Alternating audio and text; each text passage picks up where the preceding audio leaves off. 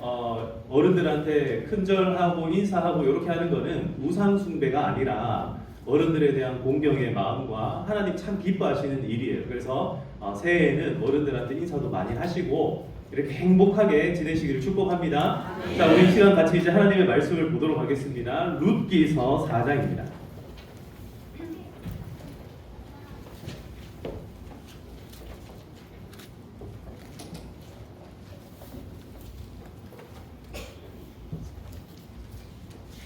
룻기서 4장 1절에서 12절까지의 말씀 우리 한 절씩 교독하도록 하시겠습니다.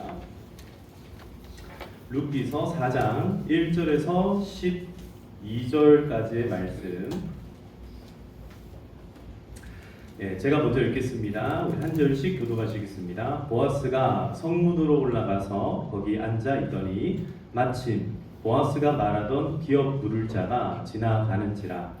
보아스가 그에게 이르되 아무개여 이리로 와서 앉으라 하니 그가 와서 앉으매 보아스가 그 성읍 장로의 열명을 청하여 이르되 당신들은 여기 앉으라 하니 그들이 앉으매 보아스가 그 기업 물을 자에게 이르되 모압 지방에서 돌아온 나오미가 우리 형제 엘리멜렉의 소유지를 팔려 함으로 내가 여기 앉은 이들과 내 백성의 장로들 앞에서 그것을 사라고 이르게 말하여 하는데 만일 내가 물으면 물으려니와 만일 내가 물지 아니하여는 내게 구하여 알리라. 내 다음 나로 그 외에는 물을 자가 없느니라 하니 그가 이르되 내가 물으리라 하는지라. 보아스가 이르되 내가 나오미의 손에서 그 밭을 사는 날에 곧 죽은 자의 아내 모압 여인 룻에게서 사서 그 죽은 자의 기업을 그의 이름으로 세워야 할지니라 하니 그 기업을 자가 이르되 나는 내 기업에 손해가 있을까 하여 나를 위하여 물지 못하노니 내가 물 것을 내가 물으라. 나는 물지 못하겠노라 하는지라. 옛적 이스라엘 중에는 모든 것을 물으거나 교환하는 일을 확정하기 위하여 사람이 그의 신을 벗어 그의 이웃에게 주더니 이것이 이스라엘 중에 증명하는 전례가 된지라. 이에 그 기업을 자가 보아스에게 이르되 내가 너를 위하여 사랑하고 그의 신을 벗는지라.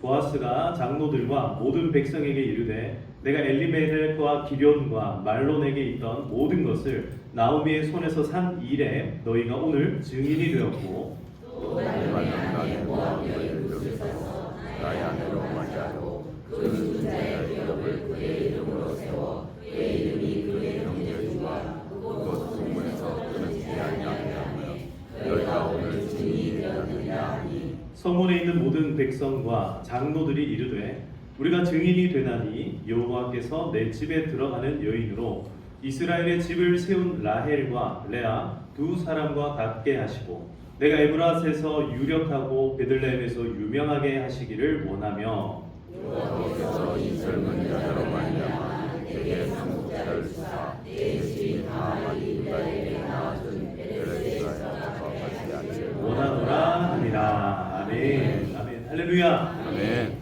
사랑하는 성도 여러분, 우리가 2026년이 벌써 이렇게 2월 달도 이제 벌써 거의 이제 절반을 지나가고 있는 그런 시기입니다. 이렇게 2026년 여러분 어떤 마음의 결심과 결단으로 여기까지 오셨습니까? 여러분들 마음 가운데 아마도 좋은 마음을 품고 선한 마음을 품고 올 한 해 동안은 정말 한번 잘 살아봐야겠다. 올 한 해만큼은 그 어떤 해보다 멋지게 이 한 해를 보내봐야겠다. 아마 그런 마음 가지고 여기까지 달려오신 줄 믿습니다. 그렇게 달려왔는데 여러분 우리 마음은 어떻습니까? 마음은 여전한데 성경은 그렇게 얘기하잖아요. 마음은 완전히 그런 마음을 열망은 있는데 우리 몸은 어때요? 몸이 못 따라줘요. 한계가 느껴집니다. 열심히 하려고 애를 쓰지만 그러나 작심삼일이 되고 맙니다. 그 작심삼일들을 위한 오늘 위로의 말씀이자 그리고 그러면 마음 가운데 우리가 어떤 마음을 좀 품고 살아가야 되는가? 오늘 성경 말씀에 보면은 역시 주인공 보아스가 등장을 하고요. 그리고 보아스를 둘러싼 많은 사람들이 등장을 하게 됩니다. 자, 여러분 한번 복습을 한번 해봅시다. 보아스는 어떤 사람이었습니까? 보아스는 나이가 많은 사람. 그렇죠. 나이가 많은 사람이었고 보아스는 결혼을 한 사람이요, 안 한 사람이요? 예, 결혼 안 한 나이 많은 남자를 뭐라 합니까? 노총각. 네, 노총각. 늙을 노자 노총각이 되는 거죠. 노총각이에요. 그런데 이 보아스에게는 좋은 점도 있습니다. 뭐가 많아요? 돈이 많아요. 돈이 많아요. 네, 돈이 많은지는 잘 모르겠어요. 근데 아무튼 밭에 뭐가 많아요 지금? 그렇죠. 곡식이 많았어요. 그러니까 추수할 거리들이 굉장히 많은, 한마디로 축복받은 남자가 바로 이 보아스라는 사람이었다. 그리고 오늘 또 한 가지 말씀드리자면 이 엘리멜렉이라는 사람을 대신하여서 밭을 살 수 있는 후보 1번이 아니라 몇 번? 2번이었다. 그러니까 엘리멜렉이라는 사람이 있는데 이 사람이 이미 죽었잖아요. 이 죽은 사람을 대신하여서 형제 중에 한 사람 혹은 친족 중에 한 사람이 이 밭을 대신 사줄 수가 있었어요. 이게 근데 영원히 사는 게 아니라 이제 70년이 지나면요 이 밭을 아무 답 없이 다시 돌려줘야 되는 거예요. 그러니까 그 동안에 이 사람들의 생계를 책임져 주기 위하여서 형제들이, 친족들이 이 사람의 밭을 대신 사주는 이런 제도가 있었는데 거기에 후보 2번이었다. 자, 이 보아스에게는요 굉장히 큰 은혜와 축복도 있었고 또 한편으로는요 이 보아스에게 누가 찾아왔어요? 룻이 찾아옵니다. 룻. 자, 룻에 대해서 우리 다시 한번 복습을 해봅시다. 룻은 어떤 여인입니까? 룻은 이방 여인이었다. 근데 이방 여인인데 아주 결혼하자마자 남편을 어떻게 했습니까? 예, 남편과 사별하게 되었습니다. 시아버님도 지금 돌아가셨고 자기 남편도 먼저 죽었습니다. 그래서 이 룻은 누구를 따라서 지금 유다 베들레헴에 도착했습니까? 그렇죠. 시어머니 나오미가 뜻이 뭐라고 했죠? 예, 기쁨, 조이라는 뜻을 갖고 있다. 자, 나오미의 반대말이 뭐라고 했습니까? 그렇죠. 마라는 슬픔, 예, 괴로움 이런 뜻을 가지고 있다라고 말씀드렸습니다. 예, 복습을 아주 잘 하셨습니다.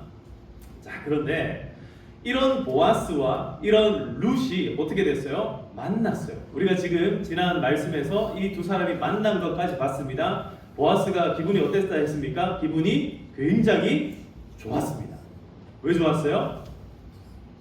룻이 예뻤나 봐요.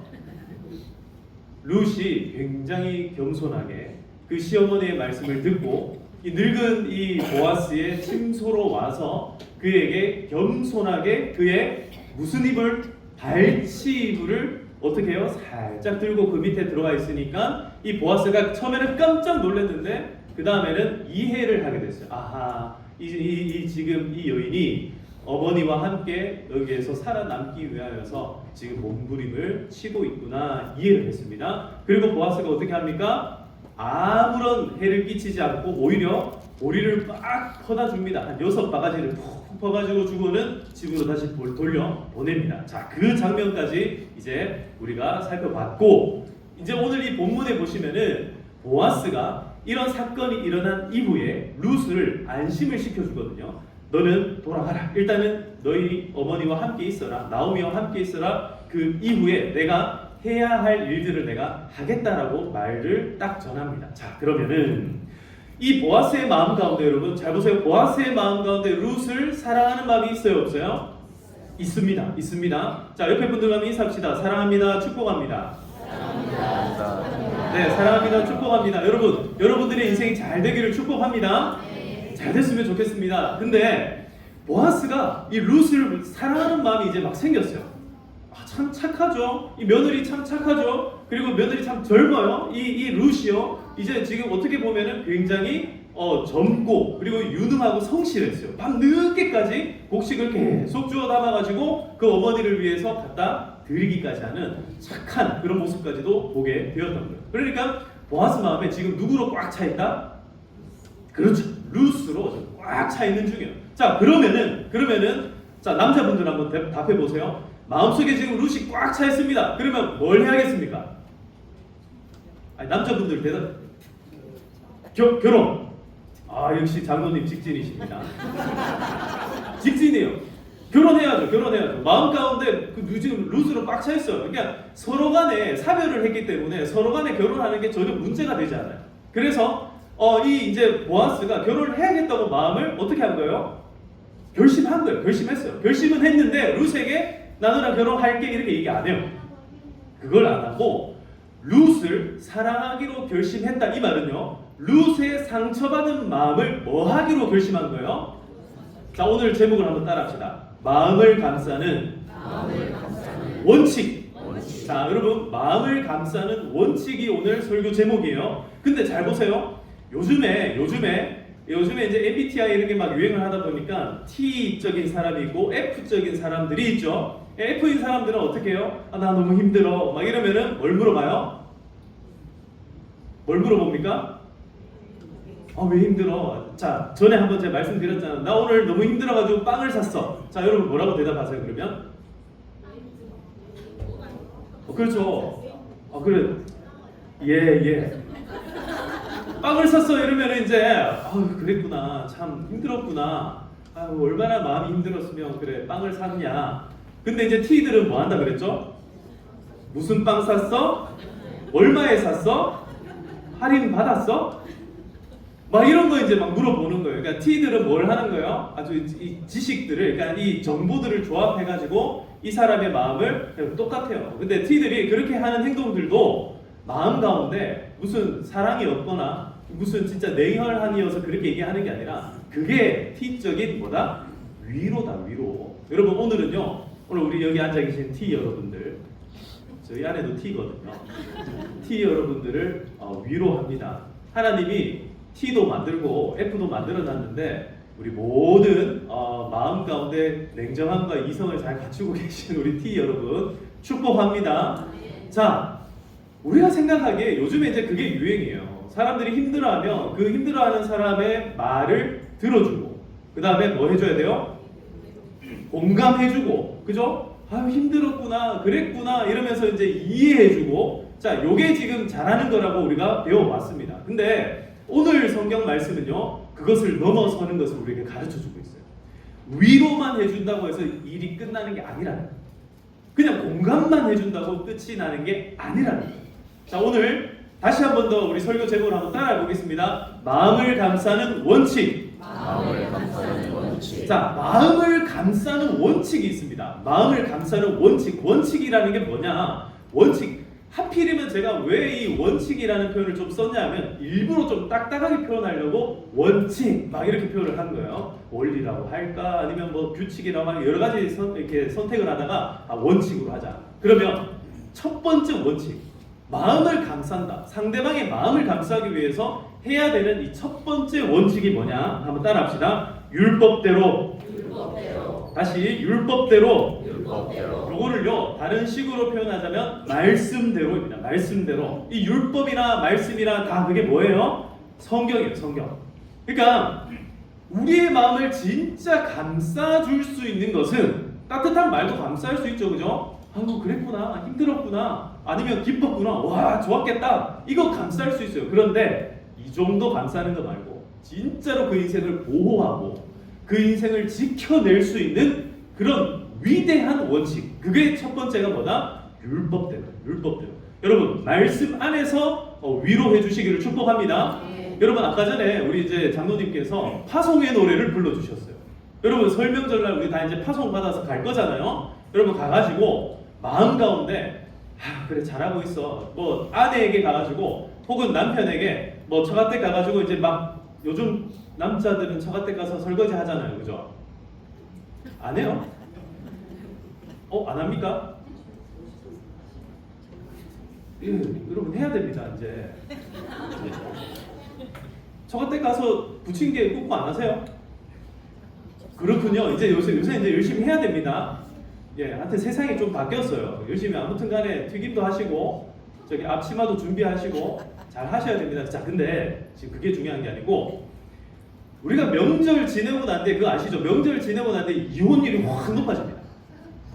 명절 지내고 난 뒤에 가정에 서로 싸우는 일들이 확 많아집니다. 왜 그럴까요?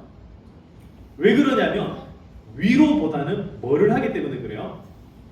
위로해주기보다는 위로 받기를 원한다.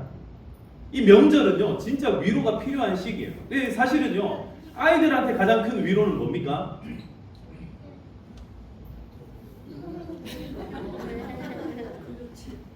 네. 아이들한테 가장 큰 위로는 아무리 먼 거리를 가도 뭐를 받으면 예, 세뱃돈을 받으면 마음에 큰 위로가 되는 줄 예, 아이들 이미 알고 있어요.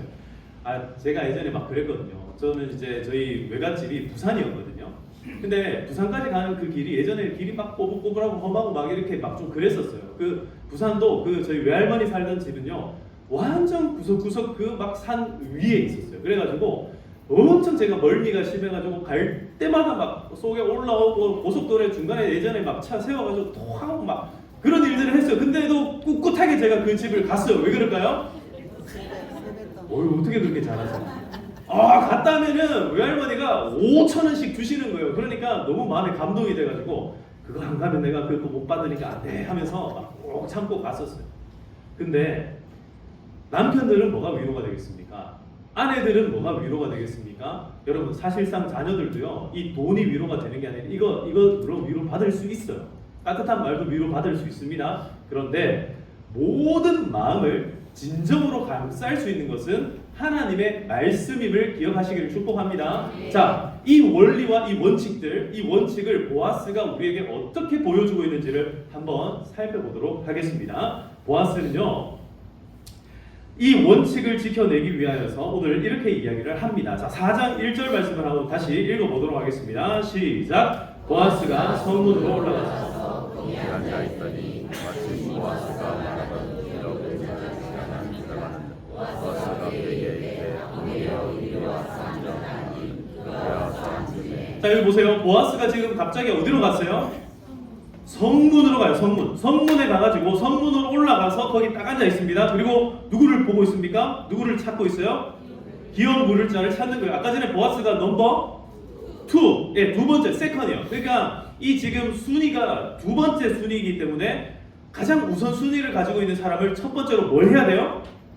찾아야 돼. 그러니까 기업 물을 자를 찾기 위해서 성문으로 올라갔다는 것은 성문 출입을 할 수 있기 때문에 거기서 이제 막 이렇게 열심히 뭐 했다? 찾았다. 열심히 찾고 있는 거예요. 여러분 근데 이 찾는 행위 자체가 안에 마음속에는 열심히 있지만 이렇게 하는 행동의 이유가 뭐냐? 기업 물을 자라고 하는 이 제도를 하나님께서 만들어 주신 거예요. 이 나중에 여러분 율법서를 다시 한번 우리가 살펴보게 되면 먼저 과부된 사람은요 이 과부가 되더라도 오늘날 우리하고는요 토지 개념 자체가 달라요. 누가 땅을 팔아도 그 땅이 영원히 종속되는 것이 아니라 땅의 경계는요 늘 정해져 있어요. 유다 땅은 늘 유다 땅으로 정해져 있고 베냐민 땅은 늘 베냐민 땅으로 딱 정해져 있어요. 어느 기업에 첫째 아들, 둘째 아들, 셋째 아들이 있다고 해서 이 땅이 점점 늘어나는 그런 개념이 아니에요. 어떤 사람에게 10명의 아들이 있으면 10명에게 똑같이 땅을 나눠줘야 돼요. 이 집이 땅이 늘어나는 것이 아니라 이 땅을 다스릴 수 있는 사람이 늘어나는 개념이다라는 거예요. 지금 이스라엘 백성들은 땅은 딱 정해져 있습니다. 가나안 땅이 딱 정해져 있고 거기에 다 경계를 나눠가지고 자기 땅이 딱 정해져 있어요. 그러니까 엘리멜렉이 지금 모압 땅으로 갔다가 돌아왔지만 거기에 여전히 누구의 땅이 있어요? 엘리멜렉의 땅이 있었다라. 이 엘리멜렉의 땅이 지금 어떻게 돼 있어요? 황폐해져 있다라는 거예요. 여기 농사도 짓지 않고 여기 그대로 버려진 땅으로 있었다라는 거예요. 이게 기업입니다. 이게 기업. 근데 지금 이 엘리멜렉을 대신하여서 이제 이 과부들이 돌아왔어요. 이 과부들이 돌아오니까 이 땅을 어떻게 해야 된다는 거예요? 이 무쓸모한 땅을, 황무지 같은 이 땅을 대신 누가 사줘야 돼요? 기업 물을 자가 대신 사줘야 된다는 거예요. 이게 여러분 우리가 생각하기에 어이구 잘 됐네, 땅값 떨어졌을 때 사가지고 오르면 팔아야 이런 개념이 아니라는 거예요. 이 기업이 늘어나면 그러니까 땅이 늘어나면 늘어날수록 더 힘들어진다는 거예요. 그걸 위해서 많은 노동력을 사야 되고 일을 해가지고 결국엔 그걸 누구를 다시 돌려줘야 되는 거예요? 그 엘리멜렉의 과부였던 나오미에게 다시 돌려줘야 되는 거예요. 그러니까 기업을 내가 다시 물러준다라는 것은 단순히 땅을 산다라는 개념이 아니라 그 사람의 기업을 위해서 내가 에너지를 쏟아내야 된다라는 거죠. 그러니까 내가 원래 100%의 내 에너지를 내 땅을 위해서 일하는 것이 아니라 남을 위해서 50 나눠가지고 일을 해야 된다. 이걸 지금 의미한다라는 거예요. 그래서 기업 물을 자를 찾는 이 보아스의 마음 가운데 어떤 마음이 있었는가? 하나님의 말씀대로 내가 하겠다라는 거예요. 하나님의 말씀이 뭡니까? 가난한 자, 고아, 과부를 돌아보라 하신 거. 요게 첫 번째 말씀이고요. 이 돌아볼 때에 특별히 친족이라면 대신 그 땅을 뭐 해줘야 돼요? 사줘야 된다는 거예요. 사줘야 돼요. 시세에 맞춰서 사주는 게 아니라 훨씬 낮은 값에 사주고, 그리고 그 기업을 어떻게 해요? 심지어 과부니까 결혼해가지고 아무런 값 없이 이 사람을 위해서 일을 해주겠다. 지금 이 하나님의 말씀을 받아들이기로 작정을 한 거예요. 그런데 보아스의 마음에는 사랑으로 꽉 차 있었지만 그럼에도 불구하고 뭐 하겠다는 거예요? 자기가 후순위이기 때문에 1순위를 찾아 나서고 있다. 자, 그 다음에 어떻게 합니까? 그 사람으로 하여금 이리 와라. 이리로 와서 앉아라. 자, 여기 앉아라. 그리고 난 다음에 자 2절을 보십시오. 그 다음에는 뭘 합니까? 2절 시작. 보아스가 그 성읍 장로 10명을 청하여 이르되 당신들은 여기 앉으라 하니 그들이 앉으매. 자, 지금 율법대로 차근차근 일을 진행하는데 당사자를 먼저 부릅니다. 1순위를 먼저 불러서 앉히고 그 다음 반대편에 누구를 앉힙니까? 증인들을 앉히는 거예요. 증인들. 이 일의 증인들을 여기다가 앉혔습니다. 여러분, 이 증인들을 불러내기 위해서는요, 그냥 맨입에 앉힐 수 있어요, 없어요? 안 돼요. 맨입에 못 앉혀요. 그러니까 어떻게 해야 돼요? 섬겨야 됩니다. 이 귀찮은 일을 몇 명이나 지금 앉히고 있어요? 장로 10명을 앉히고 있는 거예요. 이 10명이 오면 찾아다니는 게 쉬운 일이겠습니까? 근데 찾아다닙니다. 그래가지고 이 10명을 다 자리에 앉힙니다. 그리고 난 다음에 이제 이 보아스가 3절에 보시면 그 기업 물을 자에게 이르되 모압에서 돌아온 나오미가 우리 형제 엘리멜렉의 소유지를 팔려 함으로 4절 내가 여기 앉은 이들과 내 백성의 장로들 앞에서 그것을 사라고 너에게 말하여 뭐 하게 한다? 알려준다. 자, 여러분, 이게 보아스의 원칙이었어요. 보아스가 몰래 자기가 하고 싶은 대로 자기 뜻대로 자기 방식대로 일을 하는 것이 아니라 누구의 말씀대로? 하나님의 말씀대로 율법대로 그 원칙을 지켜내기 위해서 지금 우선순위인 사람도 찾고 10명의 장로도 찾고 그래서 그 사람들을 앉혀놓고 오늘 여기에 공지를 하고 세상에 온천에 공포를 하는 거예요. 자, 이 일이 벌어졌습니다. 누군가는 책임을 져야 됩니다. 그 책임질 1번이 바로 당신입니다. 어떻게 하시겠습니까? 이렇게 했다는 거예요. 자, 여러분 한번 따라해 보겠습니다. 첫 번째 대시 제가 밑에 써놨죠. 한번 따라해 볼게요. 마음에 선한 계획이 있더라도 적법한 절차를 지키는 것이 원칙입니다. 여러분, 우리가 마음에 좋은 마음 품을 수 있어요.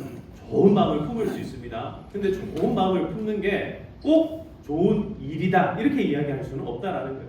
이 좋은 마음을 품더라도 진짜 그 상대방을 위해 이 마음을 감싸기 위해 해야 되는 뭐가 있다? 절차가 있다는 거예요. 절차. 적법한 절차가. 요즘에는요, 상속세가 굉장히 많이 늘어났죠. 자녀들을 사랑해가지고 이 자녀들한테 우리가 많은 걸 물려주고 싶어요. 그런데 거기에도 뭐가 있어요? 절차가 있다는 거예요. 절차가. 마음대로 내가 주고 싶다고 다 줄 수 있는 그런 세상이 아니라는 거예요. 하물며 상속세에도 그런 게 있는데요. 우리가 상대방 어떤 누군가에게 내가 정말 큰 위로를 주고 싶어요.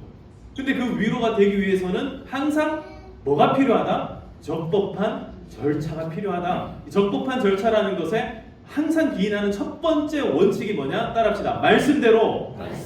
율법대로. 성경대로. 여러분, 그렇게 살아가시기를 축복합니다. 누군가를 위로하고 싶습니까? 그러면 그 위로의 원칙을 찾으셔야 돼요. 어떤 누군가를 위로하고 싶다면, 내 마음에 위로하고 싶은 선한 마음이 생겼다면, 그러면은 바른 길을 찾아서 위로를 해야 된다는 거예요. 도둑질을 한다거나 불법을 저지른다거나 이거는요, 위로를 해주는 게 아니라 그 사람을 더 파탄에 이르게 할 수도 있다는 거예요. 그러므로 사랑하는 성도 여러분, 오늘 마음을 감싸는 이 위대한 원칙, 첫 번째 말씀대로 이걸 마음에 새기시기를 축복합니다. 자, 두 번째 원칙입니다. 한번 따라하겠습니다. 믿음으로. 마음을 감싸는 두 번째 원칙은 믿음으로입니다. 믿음으로. 자, 첫 번째 원칙이 말씀대로였다면 이 말씀대로 행하기 위해서는 뭐가 필요해요? 믿음이 필요해요. 심지어 말씀대로 행하는 과정에서 그 결과를 기대하는 이것조차 뭐가 필요한 거예요? 믿음이 필요한 거예요. 믿음이 필요한 거예요. 자, 제가 한 가지 예를 들어 드릴게요. 아까 전에 우리 교육부서에서 제가 들리는 고함 치는 소리를 들었습니다. 왜 소리쳤을까요? 제가 상상하건데 아마 윷놀이를 하지 않았을까? 맞습니까? 윷놀이 하셨죠? 기야! 유치야! 막 이런 소리가 들리는 거예요. 자, 여러분, 우리가 설 명절 되면은 윷놀이 많이 하죠? 윷놀이를 한번 생각해 보세요. 여러분, 윷놀이 하다가 사람들이 자꾸 싸워요. 왜 싸웁니까? 말 놓는 것 때문에 싸우고. 자, 왜 싸우냐면 잘 들어놓으세요. 오늘 설교 말씀을 잘 기억하시면 윷놀이에서 승리할 수 있습니다. 왜 싸우냐면 원칙이 두 가지예요. 두 가지. 첫 번째로는 이 율법대로 안 해서 싸워요. 말을 놓는데 도계, 걸륜 뭐 이렇게 가야 되잖아요. 분명히 도계면 2칸 가야 되는데 3칸 가면 어떻게 되는 거예요? 그럴 때 싸우는 거예요. 말을 어중간하게 개인데 조금 더 밀어놓고 거린 척하고 그러면 어떻게 된다? 싸운다. 그러면 싸운다. 그리고 이 육가락이 이거 넘어가는데 여러분 잘 보세요. 육가락이 분명히 안 뒤집혀졌는데 요거 조금 뒤집어졌다 이러면서 저기 하면 어떻게 된다? 싸운다. 그리고 말 놓을 때 주로 많이 싸우고 같은 편끼리 이제 막 싸우거든요. 자, 이 첫 번째 원칙 율법대로 해야 안 싸운다. 두 번째 원칙 믿음으로 또 윷놀이를요 하는데 믿음으로 또 해야 되는 거예요. 자, 엎칠까 말까, 갈까 말까, 꺾을까 말까, 이제 이런 거 우리 고민을 하잖아요. 윷놀이 할 때도 뭐가 필요하다? 믿음이 필요하다. 상대방을 믿어주는 믿음이 필요하다. 여러분 싸우지 마세요. 윷놀이 하다가 싸우지 마시고 행복한 설명절 잘 보내시기를 축복합니다. 자, 보아스는 어떤 믿음을 가지고 있었는가? 보아스는요, 지금 이 보아스는 자기가 1순위가 아니라 몇 순위였다? 2순위예요. 2순위인데 1순위에게 지금 뭐를 주고 있어요? 기회를 주고 있어요. 공정하게 지금 경쟁하기로 작정한 거예요. 여기는 대단한 믿음이 필요했다는 거예요. 만약에 그 기업 물을 사람이 그래 내가 기업 물을게 이러면 보아스 마음이 어떻게 되는 거예요? 기껏 그 마음속에 지금 누구로 꽉 차 있다? 루스로 꽉 차 있는데 그 여인이 지금 마음속에 들어왔는데 그 여인이 지금 내 마음속에 들어왔는데 갑자기 이 사람이 그래 내가 기업 물을게 하고 루스랑 결혼해버려. 그럼 루스는 마음이 어떨까요? 허탈하겠죠. 마음이 씁쓸하겠죠. 그럼에도 불구하고 루스는 어떻게 하는 거야? 보아스는 어떻게 하는 거예요? 따라합시다. 믿음으로 마음을 감싸기로 작정했다라는 거예요. 믿음으로 모든 일을 다 하나님께 맡기기로 작정했다는 거예요. 설령 그 기업 물을 사람이, 그 앞선 사람이 만약에 내가 기업 물을게 한다면 그건 누구의 뜻이다? 하나님의 뜻일 거라는 믿음을 가지고 있었다는 거예요. 사랑하는 성도 여러분, 진짜 믿음으로 살아가야 그래야 우리의 마음을 어떻게 할 수 있다? 감쌀 수 있다. 진정한 위로는요, 이 믿음이 없이는 안 된다라는 거예요. 여러분 믿음으로, 성도 여러분 믿음으로 살아가시기를 축복합니다. 믿음이라는 것은요, 기다림과 선택을 의미하는데요, 기다림이라는 것은요, 상대방에게, 이 기업 물을 사람에게 강요하잖아요. 너 그거 사야 돼, 무조건 사, 이게 아니에요.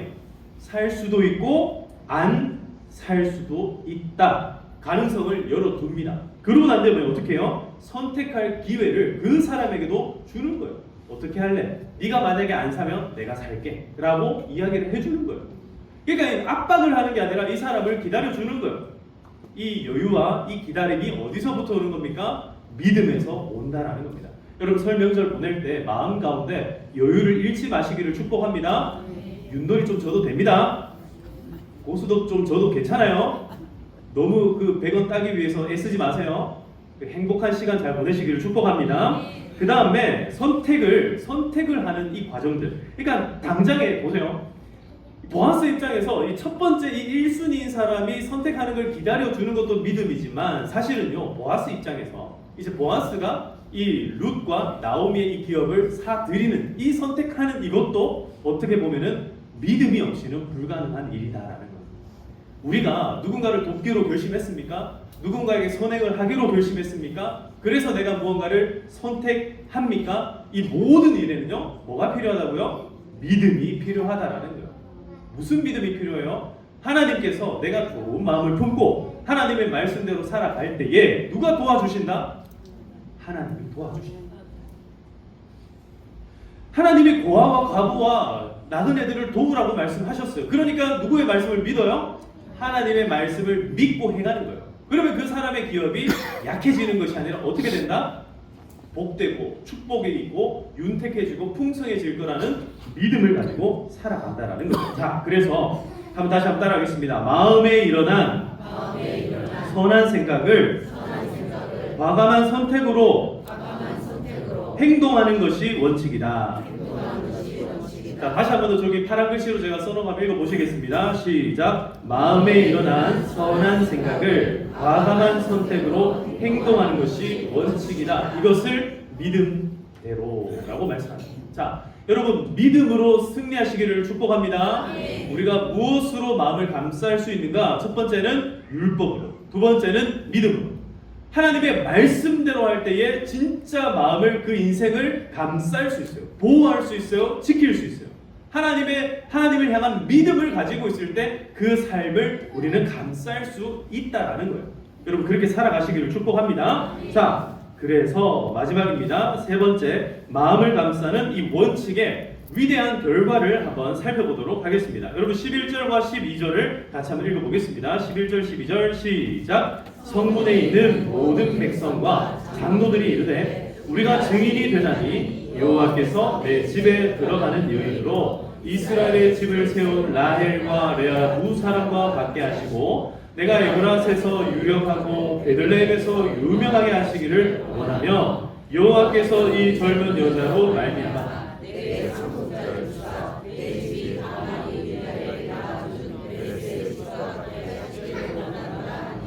아멘. 할렐루야. 사랑하는 성도 여러분, 오늘 우리의 마음이 약해질 때가 있어요. 우리의 인생이 좀 누군가에게 도움을 받고 보호받기를 원할 때가 있어요. 누구처럼? 룻과 나오미처럼. 우리 인생 가운데 내가 선택한 상황이 아니더라도 정말 우리에게 억울하고 답답하고 힘든 상황들이 우리에게는 닥칠 수가 있어요. 누구에게라도 그래요. 내가 원치 않은 일들이 내 가족들에게 생길 수도 있고 나 자신에게 일어날 수도 있어요. 그럴 때 여러분 꼭 기억하세요. 하나님께서는 이 마음을 감싸 주시기를 원하고 있다. 할렐루야. 다시요. 하나님께서는 이 마음을 뭐 해 주시기를 원한다고요? 감싸 주시기를 원한다. 여러분 상처받은 채로 살아가지 마세요. 상처받은 채로 살아가는 거 하나님 원하시는 일이 아니라는 거예요. 그러면 어떻게 살아가야 됩니까? 룻과 나오미가 행했던 유일한 한 가지 일은요, 하나님께로 다시 돌아가는 일이었습니다. 그랬더니 어떤 일이 벌어져요? 그 마음을 감싸주기로 작정한 한 남자가 등장을 했다라는 거예요. 이 남자 보아스는요, 두 가지 원칙을 마음에 품고 있었어요. 첫 번째, 말씀대로 하겠다. 어떤 일이 있어도 내가 말씀대로 행하겠다. 어쩌면요, 이 보아스가 노총각이 되도록 살아왔던 이유가 이 말씀대로 아주 고지식하고 아주 꼬장꼬장한 그 성격 때문에 어쩌면 노총각이 됐을지도 몰라요. 그럼에도 불구하고 그렇게 살았기 때문에 정결하게 살아갈 수 있었고 여전히 하나님의 말씀이 그 마음 가운데 살아 숨쉴 수 있었고, 그러니까 룻과 나오미를 봤을 때에 고아와 과부를 도우라 했으니까 내가 도와야 되겠다. 나그네를 도우라 했으니까 내가 도와야겠다. 근데 기업 물을 제도가 있으니까 제도를 통해서 도와야 되겠다. 말씀대로, 철저히 말씀대로 뭐 했던 사람이요? 마음을 감쌌던 사람이 될 수 있었다라는 거예요. 그리고 이 보아스에게는 믿음이 있었어요. 내가 그렇게 살면 하나님께서 내게 복을 주시고 내게 복을 더하시리라. 할렐루야. 아멘. 여러분 오늘 내가 보호가 필요한 사람일 수도 있지만 때로는 우리가 보호를 해줄 수 있는 사람도 될 수 있다는 것을 꼭 기억하시기를 축복합니다. 아멘. 여러분 그거 저는 참 이 이제 이 가정 예배 순서지에도 제가 써놨지만 보아스가 이 룻에게 겉옷을 덮어줘요. 겉옷을 덮어준다는 거. 이 사실은요, 이 룻에게 가장 지금 필요한 게 뭐냐면 겉옷이었어요. 겉옷이라는 것은요, 첫 번째로는 소속을 의미하는 거예요. 룻은 소속이 없었어요. 소속감이 없는 사람이었어요. 근데 이 사람에게 겉옷을 덮어줬다는 것은 이제 너는 나의 소속이 되는 사람이다라는 소속감을 주는 행동이에요. 하나님의 백성이 아니라고 생각했어요. 이방 여인이라고 여전히 생각했습니다. 그런데 이 보아스가 겉옷을 그 여인에게 덮어주는 순간 이 룻은 하나님의 백성이 되고 하나님의 자녀가 되고 하나님을 기뻐하는 하나님의 딸이 될 수 있었다는 거예요. 사랑하는 성도 여러분, 저는요 이 본문 말씀을 묵상하면서 그렇게 묵상했어요. 아하, 내가 겉옷이 되어야겠다. 내가 겉옷이 되어야겠다. 내가 우리 평화교회의 겉옷이 되어야 되겠다. 여러분 그렇게 되시기를 축복합니다. 아멘. 내가 겉옷이 되고 내가 우리 집의 아빠로서, 내가 남편으로서 겉옷이 되어야겠다. 약한 것을 덮어주고 치유해주고 그것을 보호해서 끝까지 이끌어 나갈 수 있는 그 마음을 감싸줄 수 있는 겉옷이 되어야 되겠다. 아멘. 그러기 위해서는 두 가지 원칙이 필요하다. 철저히 이 원칙을 지켜야 된다. 첫 번째가 말씀대로, 율법대로, 하나님의 이 성경 말씀 안에서 내가 철저히 지켜가야 된다. 두 번째로는 믿음으로 그 원칙을 지켜야 된다. 사랑하는 성도 여러분, 여러분들도 하나님께서 선택하신 겉옷인 줄 믿으시길 축복합니다. 아멘. 여러분 주위를 한번 살펴보세요. 한번 여러분 정말 눈을 열어가지고 주변에 한번 살펴보세요. 누가 나의 이 도움이 필요한 사람일까? 혹은 내가 도움이 필요하다면 여러분들의 겉옷은 과연 누구일까? 한번 살펴보세요. 하나님은요 발가 벗은 채로 절대로 자기의 자녀들을 홀로 두시지 않는 줄 믿습니다. 아멘. 말씀을 맺겠습니다.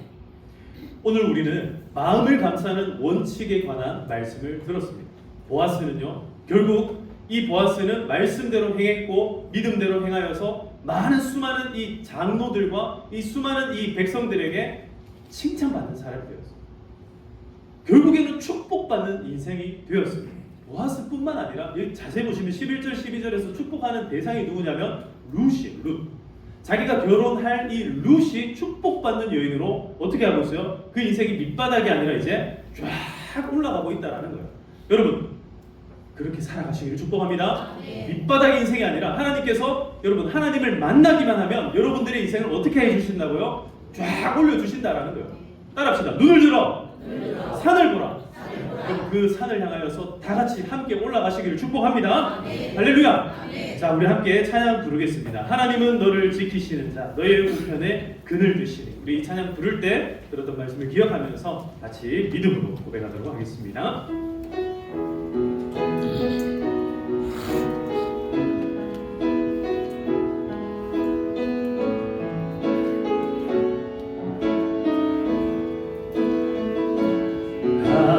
하나님은 너를 지키시는 자, 너의 우편에 그늘 되시니 낮에 해와 밤에 달도 너를 해치 못하리. 다시 한 번 더 2절입니다. 하나님은 너를 지키시 너의 환난을 면케하시니 면케하시 그가 너를 지키시리라. 그가 너를 지키시리라. 너의 주님을 지키시리라. 눈을 들어 산을 보아라. 눈을 들어 산을 보아라. 너의 도움 어디서 보나. 천지 지으신 너를 만드신 여호와께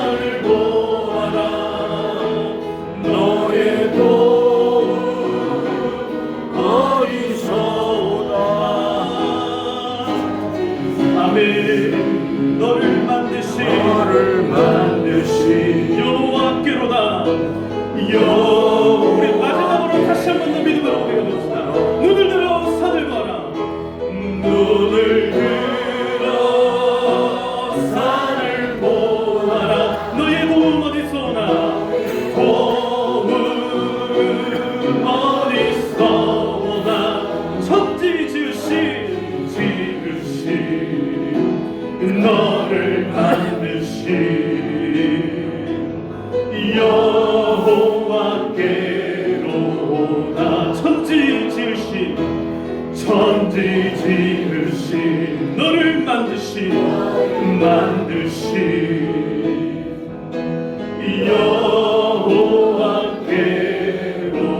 여호와께로다. 기도하겠습니다. 사랑과 은혜가 풍성하신 아버지 하나님 감사합니다. 하나님의 크신 은혜 가운데 우리의 인생을 목마른 채로 또 갈급한 채로 굶주리고 힘들고 상처받고 아픈 채로 우리를 내버려 두지 아니하시고 다시 하나님의 회복으로 인도하심을 감사드립니다. 하나님의 풍성하심으로 이끌어 주심을 감사드립니다. 오늘 우리의 영혼을 벗은 채로 살지 않고 우리를 덮어주시고 입혀주시니 감사드립니다. 오늘 하나님의 손이 우리를 감싸 안으실 때에 하나님 우리의 영이 되살아나게 하여 주시옵소서. 하나님을 향한 회복이 우리의 마음으로부터 출발하여서 우리의 몸도 회복되고 우리의 인생도 회복되게 하여 주시옵소서. 우리의 가정도 회복되게 하시고 우리의 일터도 하나님 모든 꼬여진 우리의 상황들도 다 풀어지고 회복되는 은혜가 있게 하여 주시옵소서. 하나님 보아스에게 정말 그 위대한 원칙 두 가지를 주셔서 하나님 그 인생을 정말 하나님의 겉옷으로서 쓰임받게 하여 주신 것 하나님 우리가 기억합니다. 오늘 우리를 겉옷으로 삼으사 예수 그리스도의 보혈의 능력으로 하나님 우리도 누군가를 덮어주고 누군가를 지켜주고 누군가를 보호해 줄 수 있는 그런 인생들 아름다운 겉옷들이 다 되게 하여 주시옵소서. 오늘 우리가 하나님 설 명절을 맞이하여 서로 인사하고 서로 사랑을 나눈 것처럼 이제 가족들과 함께 시간을 보내고 이후에 이 명절을 보내는 모든 시간들 가운데 우리의 마음 가운데 하나님 함께 하사 누군가를 기억하고 누군가를 위로해주고 누군가를 사랑할 수 있는 그런 마음들이 우리 안에 있게 하여 주시옵소서. 특별히 마음을 감싸주는 이 두 원칙, 율법대로 말씀대로 성경대로 살아가는 이 원칙과 사랑의 마음으로 사랑의 믿음으로 소망의 믿음으로 희망을 품고 하나님의 뜻을 향할 수 있는 이 두 가지 큰 원칙을 늘 기억하고 하나님 우리의 삶 가운데 승리할 수 있도록 역사하여 주시옵소서. 그래서 우리 성도님들의 삶에 아름다운 하나님의 열매들이 가득가득 맺어지게 하여 주시옵소서. 오늘 하나님의 은혜 가운데 우리에게 하나님 앞에 나올 때에 또 귀한 예물 드리게 하여 주심을 감사드립니다. 주일 예물 하나님께 드립니다. 11조 헌금 하나님께 드립니다. 선교 헌금과 교회 사랑 헌금, 이웃 사랑 헌금, 또 일천번제 헌금과 하나님 모든 장학 헌금, 또 감사 헌금을 하나님께 드립니다. 특별히 하나님 앞에 건강을 회복하게 하여 주시고 신방을 통하여서 하나님 만나게 하여 주심을 감사드립니다. 한 주간을 지켜주시고 인도하시고 평안을 회복시켜 주심을 감사드립니다. 한 주간 보호하시고 또한 치료하시며 평강 주심에 감사드립니다. 하나님 앞에 늘 감사하는 이 마음을 하나님 받아 주시옵소서. 모든 것이 하나님의 은혜요 한없는 은혜임을 하나님 기억하게 하여 주심을 감사드립니다. 생일을 맞게 하여 주심을 감사드립니다. 범사에 감사드립니다. 하나님의 은혜에 감사하고 하나님께 예배할 수 있게 하여 주심에 감사드립니다. 하나님께서 항상 함께하사 하나님의 은혜를 더하여 주시고 모든 일에 기쁨으로 살아가게 하여 주심도 감사드립니다. 하나님 이 모든 감사의 제목들마다 하나님께서 다 들어 응답하여 주시고 더 큰 감사와 기쁨과 찬송이 넘쳐나는 우리 성도들의 삶이 다 되게 하여 주시옵소서. 하나님 오늘부터 출타하여서 이제 다니는 모든 걸음들을 하나님께서 지켜주시고 운전대를 하나님 붙잡아 주시고 하나님 모든 걸음마다 안전과 안녕을 하나님 허락하여 주시옵소서. 만나는 곳마다 예수 그리스도의 은혜와 사랑을 풍겨낼 수 있는 복된 성도님들의 삶이 되게 하여 주시옵소서. 감사드리고 모든 말씀 살아계신 예수님의 이름으로 기도드리옵나이다. 이제는 우리 주 예수 그리스도의 은혜와 하나님 아버지의 크신 사랑과 성령님의 교통하심이 우리도 누군가의 마음을 감싸주기를 원하여 이 두 가지 큰 원칙 말씀대로 믿음대로 살아가기를 다짐하며 그 마음 가지고 누군가의 겉옷이 되어주며 누군가를 위로해 줄 수 있기로 다짐하며 작정하는 우리 모든 성도들 가운데 그들의 삶과 그들의 자녀들과 그들의 손으로 하는 모든 일들 가운데 지금으로부터 영원토록 항상 함께 있을지어다. 아멘.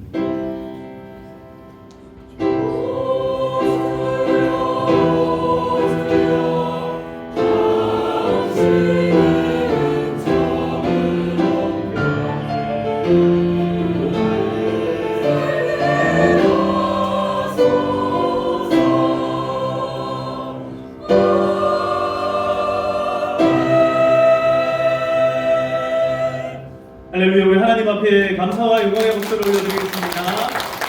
네, 우리 옆에 분들과 인사하겠습니다. 새해 복 많이 받으십시오. 새해 복 많이 받으십시오. 네, 여러분 새해 참 우리나라 재밌죠, 그죠? 구정도 있고 신정도 있고 새해가 두 번이라는 거 너무 좋은 것 같습니다. 그래서 여러분 새해 정말 은혜와 복을 많이 받으시고 특별히 우리 실버 어르신들을 위해서 선물을 좀 준비를 했습니다. 그래서 뒤에 장재복 장로님 손 한번 흔들어 주세요. 네, 저기 뒤에 장로님한테 가서 우리 실버 어르신들 다 선물 받아서 꼭 돌아가시기를 바랍니다. 자, 우리 옆에 분들과 한번 다시 한번 인사하겠습니다. 사랑합니다. 축복합니다. 네, 우리 축복성으로 함께 축복하도록 하겠습니다. 하나님은 너를 사랑해. 네, 축복하시겠습니다.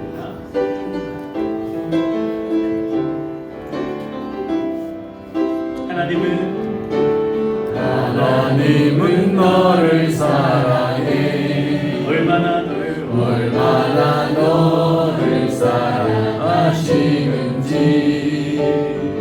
너를 위해서 별을 만들고 세상을 만들고 하늘을 보는데 오래전부터